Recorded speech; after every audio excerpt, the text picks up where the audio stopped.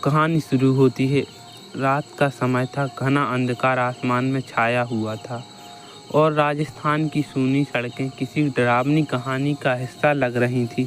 4 दोस्त रिया, अर्जुन, समीर और नीरज ने फैसला किया था कि वे इस बार छुट्टियों में कुछ नया और रोमांच करेंगे।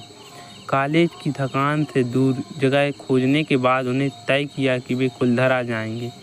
कुलधरा एक पुराना और वीरान गांव था, जिसका एक रहस्यमय कारण से उसके निवासियों ने रातों रात छोड़ दिया था। यह गांव राजस्थान के जैसलमेर के पास स्थित था और इसके बारे में कई कहानियां प्रचलित थीं, जिनमें सबसे ज़्यादा चर्चित थी कुलधरा का श्राप। गांव के बारे में बहुत कम लोगों को जानकारी थी और यह कहा जाता था कि वहां कोई भी रात को नहीं रुकता, क्योंकि वहां कुछ अनदेखी शक्तियां सक्रिय होती हैं। मगर इस तरह की बातें रिया और उसके दोस्तों के लिए महज अफवाह थी। वे असाधारण अनुभव की तलाश में थे और कुलधरा उन्हें एक परफेक्ट जगह लगी। जब चारों दोस्तों की कार कुलधरा गांव के पास पहुंची तो माहौल में एक अजीब सी खामोशी थी। हवा भी ठहरी हुई लग रही थी और आसपास के रास्तों में भी कोई नहीं दिख रहा था। गांव के पास पहुंचते ही उनकी कार की हेडलाइट ने उजाड़ कर धूल के मकान की टूटी फूटी दीवार पर रोशनी डाली।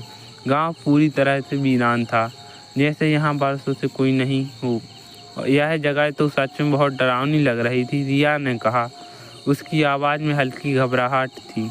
अरे तुम इतनी जल्दी डर गई, ये तो सिर्फ पुरानी कहानियाँ हैं, अर्जुन ने मजाक उड़ाते हुए कहा। लेकिन समीर और नीरज भी चुपचाप गांव के माहौल को महसूस कर रहे थे।